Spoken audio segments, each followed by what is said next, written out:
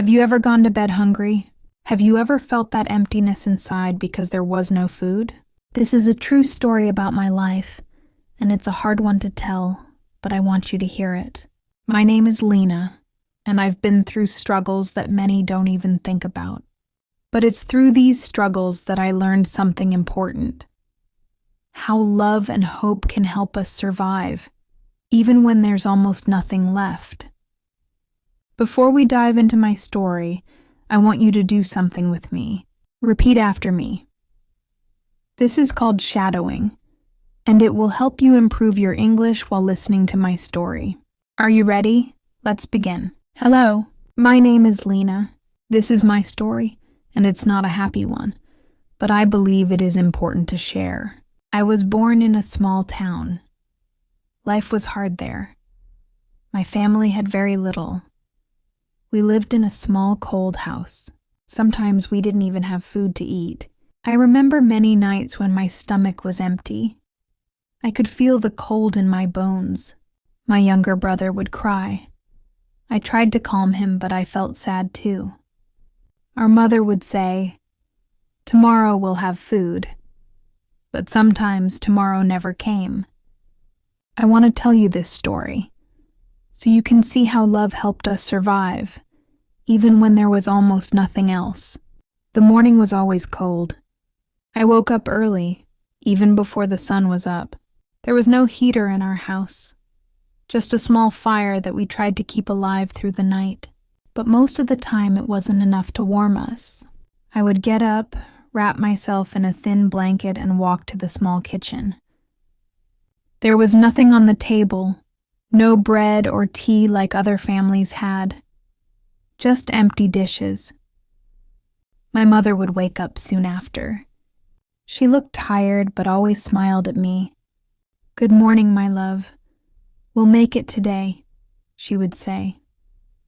Her voice was always soft, even though I could see the sadness in her eyes. I would nod and help her get the fire going. Sometimes we could make a little soup from the last vegetables we had, but it wasn't enough to fill us. My younger brother Ahmed would wake up with his sad eyes and ask, "Is there food today?" I didn't want to lie to him, but I would say, "Yes, there is. Don't worry." But inside, I knew the truth. We had very little, and sometimes nothing at all. I didn't want my brother to see the worry on my face. I wanted to protect him, to make him believe that everything would be okay. But it was hard when I didn't know if it would be okay myself. Days passed, and our situation didn't improve. The cold mornings turned into cold nights. But every day we stayed strong. We had each other, and that's what kept us going. One day something changed. It was another cold morning, but today felt different. I woke up with a strange feeling inside me. I wasn't sure what it was, but it was as if hope had somehow found its way into my heart. I got up and went to the kitchen, just like every other day. But this time, there was a small surprise. A package of rice was sitting on the table. I couldn't believe it. My mother walked in and saw the rice. Her eyes lit up.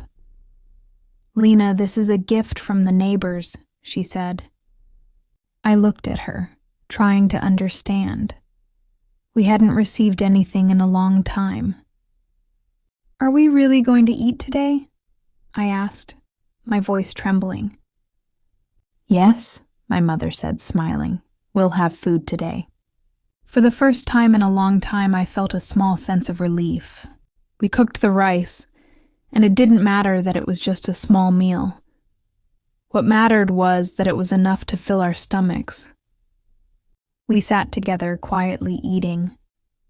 Ahmed looked up at me with a smile and said, "I'm not hungry anymore." I smiled back at him, feeling a warmth in my chest. It wasn't much, but it was enough. For the first time in a while, I believed that maybe, just maybe, things would get better. We didn't know how long we would have enough food, but today we had each other, and that was enough to keep going. The small act of kindness from our neighbors stayed with me for days. It was the first time in so long that we had something to feel grateful for. But even as I felt the warmth of the rice in my stomach, I knew the situation hadn't changed. The next morning, the cold returned. But it wasn't as heavy as before. The small gift from our neighbors had planted a seed of hope. "Lena, do you think we will ever have more than this?" my mother asked as we sat by the fire, the same as always. I looked at her, not knowing the answer. "I don't know," I replied honestly, "but I do know that we will always have each other." She smiled softly. "Yes, my love, that's all that matters. We will be okay one day." My mother's words gave me strength. Even though we didn't have enough food or warm clothes or anything more than the small fire, I knew we had something important. Each other. That day we sat together in silence, not speaking much, but feeling a quiet bond between us. We knew life wasn't easy, but we also knew that it would get better somehow. In my heart, I made a promise to myself. I would fight for a better life. I would work hard, whatever it took, to change our situation. I didn't know how long it would take or how I would do it, but I would keep trying. For my family, for Ahmed, for my mother. And maybe, just maybe, there would come a day when we didn't have to worry about the cold mornings anymore. A few weeks passed, and life remained hard. The days were still cold, and the nights even colder. But I never stopped thinking about that promise I made to myself. Then one afternoon, everything changed. I was walking to the market to buy some vegetables when I noticed a job advertisement on the wall. "Help needed at the local store. Apply inside," it said. My heart skipped a beat. A job. I had never worked before, but this could be my chance. I walked inside the store, where an older man was sitting behind the counter. He looked at me, his eyes scanning me for a moment. "Can I help you?" he asked in a thick accent. "I saw your sign outside," I said, my voice shaky but hopeful. "I would like to apply for the job." The man smiled softly. "Are you sure? It's not easy work." I nodded. "I'm sure. I need to help my family." He studied me for a moment, and then, to my surprise, he stood up and handed me an apron. "All right, start today. Show me what you can do." I couldn't believe it. A job. That day, I worked harder than I ever had before. Every small task felt important, and for the first time in months, I felt like I was doing something that could change our lives. By the end of the day, the man came to me and said, "You did well. Come back tomorrow."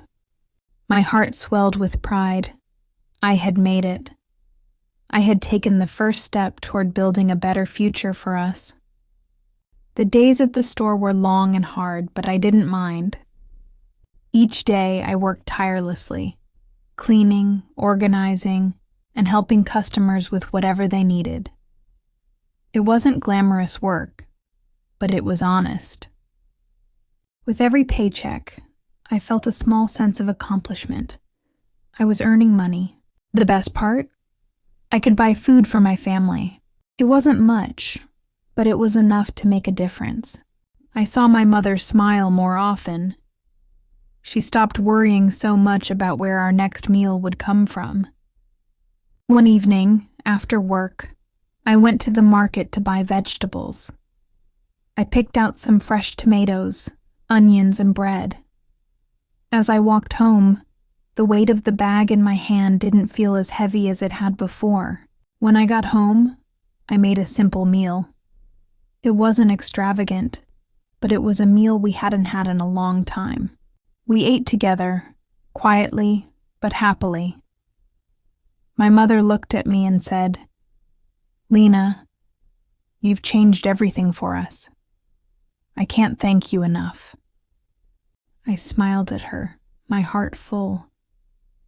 "We're in this together, Mom. We always will be." But I knew that the road ahead wasn't going to be easy. There would be more struggles, more challenges, and more hard work. Still, I had a job now. I had something to hold on to, and that gave me hope. As we finished dinner, I promised myself that I wouldn't stop until I could provide more than just enough. I wanted to give my family a life they deserved, a life full of comfort, security, and happiness. And no matter what it took, I was determined to make it happen. Weeks passed, and things were getting better. My family was stable. We had food every day, and we could afford a few small comforts, like a warm blanket for the winter. But life has a way of testing you when you least expect it. One evening, as I was closing the store, the man who had hired me pulled me aside. His face was serious. "Lena," he began, "I have some bad news. We're going to have to cut back on staff. It's a difficult decision, but we can't afford to keep everyone." I froze. My heart sank. "Please," I whispered, "don't let me go. I need this job. My family needs it." The man sighed and rubbed his forehead. "I know, but I don't have a choice. I'm sorry." I stood there for a moment, paralyzed by fear. I thought about everything I had worked for, everything I had built. It was all in danger of slipping away. Then, something inside me clicked. I couldn't let this be the end of my story. "I understand," I said, my voice steady despite the storm raging inside me. "But I won't give up. I'll find another way to support my family." The man looked at me with a mixture of admiration and sadness. "I believe you, Lena. I'll help you if I can." That night I went home with a heavy heart, but I wasn't ready to quit. Not yet. I knew there had to be another path, a way out of this mess, and I was going to find it. The next morning, I woke up with a renewed sense of purpose. I wasn't going to let my family go back to the way we were. I would work harder, be smarter, and find a way forward. I went out and started looking for other opportunities. I went to every shop, knocked on every door, and talked to everyone I could. At first, it felt hopeless. No one was hiring, and the streets seemed to mock me with their cold indifference. But I didn't give up. Finally, after days of searching, I found a small bakery that was looking for help. The owner, a woman named Rosa, was kind but firm. "I need someone who's willing to work hard," she said. "Are you ready for that?" Without hesitation, I replied, "I am." And that was the beginning of something new. I worked at the bakery for months, learning the art of baking and serving customers with a smile. The pay was better, and it felt like a real opportunity to grow. Over time, I saved up enough money to rent a small apartment for my family. We no longer lived in fear of losing everything. I had made it. The road had been long and difficult, but I had reached the other side. Looking back, I knew that every challenge, every tear, every sleepless night had been worth it. I had fought for my family, and I had won. Now I was ready for whatever the future had in store. Thanks for following Lena's journey. She faced many challenges but never gave up, proving that perseverance pays off. If you enjoyed the story, leave a comment. I'd love to hear your thoughts. Practice shadowing to improve your English. Don't forget to subscribe for more inspiring stories. You're stronger than you think.